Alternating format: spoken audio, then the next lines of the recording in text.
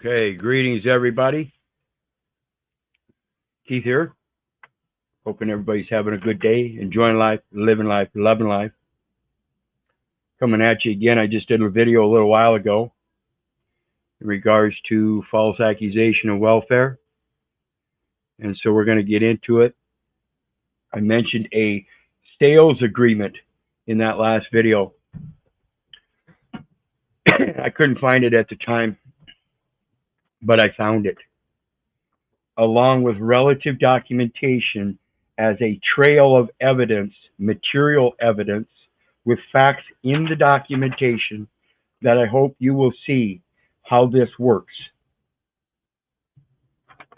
As you see in the preview, it's got this exact sales agreement.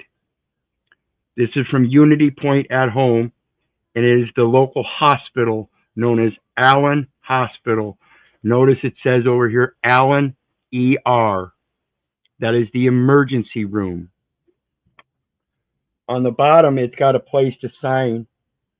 And you can't read it on this one, but if you get the documentation that has the actual signature on it, you will see it says, paid to the order of, without recourse, Keith Little, in all uppercase, by Keith Little. That's a qualified signature. And what does it qualify? It qualifies the contract terms and conditions in the documentation. On the back, as it relates to the sale agreement, it says the customer agrees to pay the stated price for the equipment, it being understood that credit will be given to the customer's account for payments received from any medical insurance program or from any third party. So if I'm a third party to Keith Little,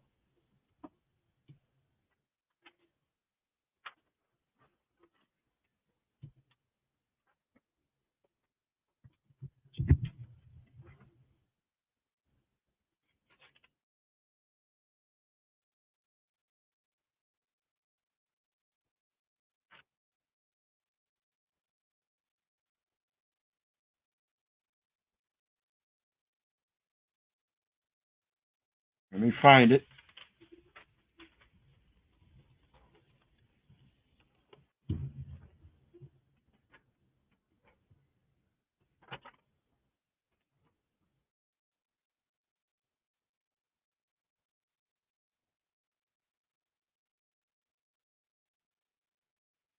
Keith O. Little, all uppercase. All uppercase. That's a title. So if I'm the third party as Keith Little in the upper and lowercase to this party, who is the second party to the contract, understand how this works. This is the name in the account that they're accessing. This is the title of the estate.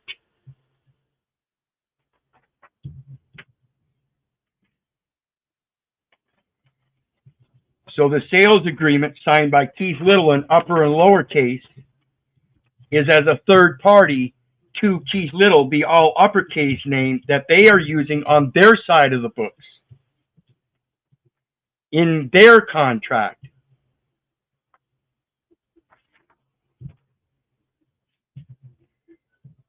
So the first thing I have after that is Unity Point Health, plain language summary of Unity Point Health financial assistance policy.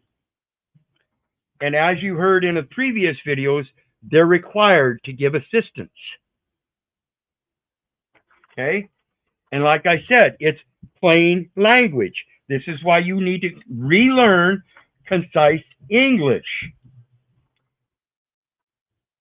And it says, Unity Point Health offers offers financial assistance. If you already know how to do it, you're not requesting financial assistance. You're giving them material facts evidence. And if they don't want to accept it, then obviously it's because they need your assistance in comprehending. So the next one. And you'll notice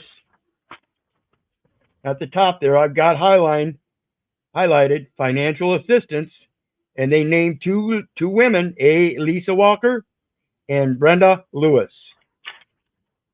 Those are the assistance people. They then sent me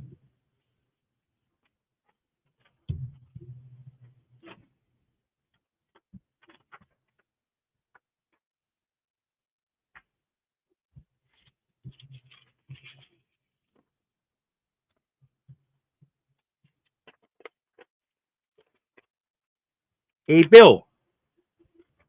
Okay? See what it says here. And it doesn't even say bill on it, I don't think. But it does say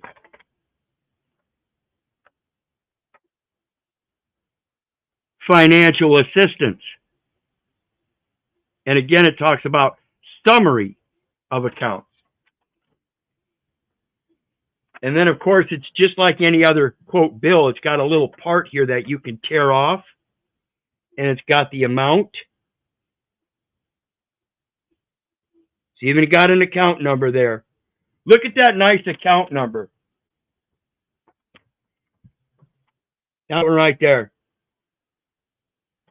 All you got to do is learn how to decode it. Before you can learn how to decode that, you got to learn how to talk. You got to learn how to listen. You got to learn how to read.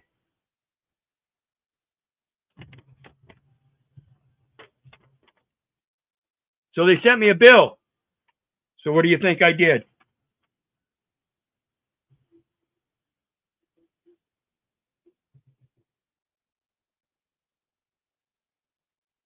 Is it past due? Well, I believe the sales agreement says that customer agrees to make payment so long as it's understood that the credit is given to the customer's account. Are you not understanding the routing that I gave you?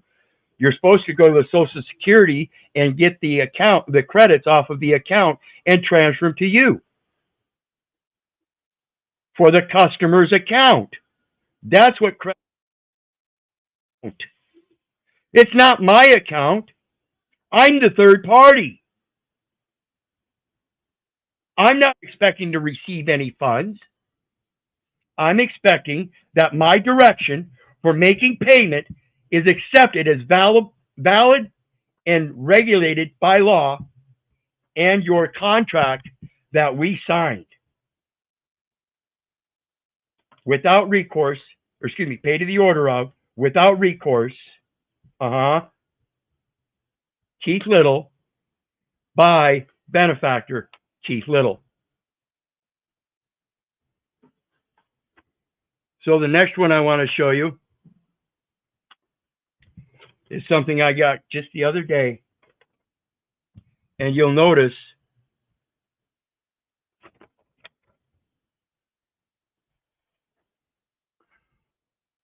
rows.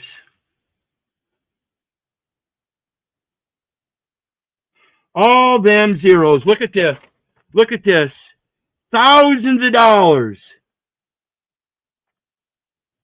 Oh, wait a minute.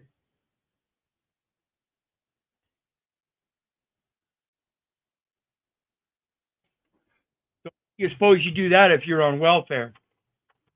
Because if you're on welfare, it's your own fault for not knowing how to sign the contract. Because there's no reason you should not be able to pay according to the contract if you've already paid into the system all your life by being an employee and paying into Social Security and Federal Insurance Contributions Act. The credits are already there. You've already earned them. And if you haven't, if you're only 18, you still have access to the credits in your mom and dad's account that's still sitting in probate under administration, and you're just a successor. And because you came forth as a successor and signed an SS5, oops, it's all considered abandoned yet. But they can't touch it. You can go back and still claim your mom and dad's estate. If you guys don't understand this, that's okay. It's taken me a long time to come to this. I can understand how you're not going to understand it overnight.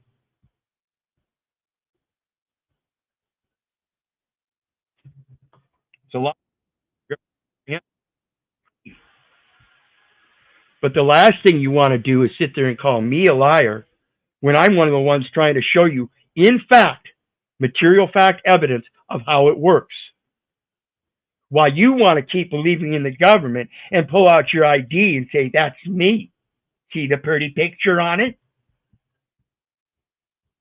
You're caught up in the servitude of public education indoctrination brought on by total propaganda.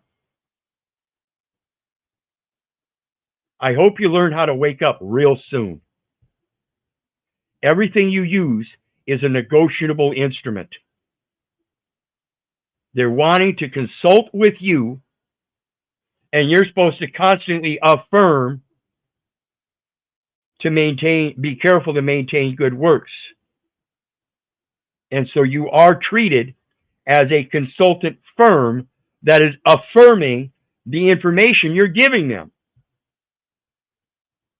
You're affirming the person when he's no respecter of persons. If you're going to affirm the person, make sure you qualify that signature so they know exactly who the person is and they're to respect you and your directives. It's getting pathetic. It's that simple, folks. So I'm going to be back tonight with another video from another young man that's hopefully going to help explain this. It's called a special endorsement, because you're signing everything in blank. Just your name. You're not qualifying it with other statements or phrases. You're not giving them directives that, hey, pay to the order of, without recourse, KEITHLITTLE in all uppercase, by benefactor Keith Little. It distinguishes at UCC 3-402 that the authorized representative giving an unambiguous signature on the instrument is therefore not liable for the person named in the instrument. And if they're going to name the person in the instrument with all uppercase, that's the party involved in the contract, and I'm the third party. Again, the two contracting parties and the third party in a trust is the benefactor. They're holding the record, which is called a beneficiary, that you put the data elements into. They're supposed to go to the beneficiary record held by the Social Security Administration. End of story. Please hit the like, share, and subscribe button on your way out, folks. There are PayPal links down below for anybody that would care to share some love. And in the meantime, remember, I love you, but I don't give a rat's ass whether you love me back. So may God bless you and have a good day. Hopefully I'll see you tonight.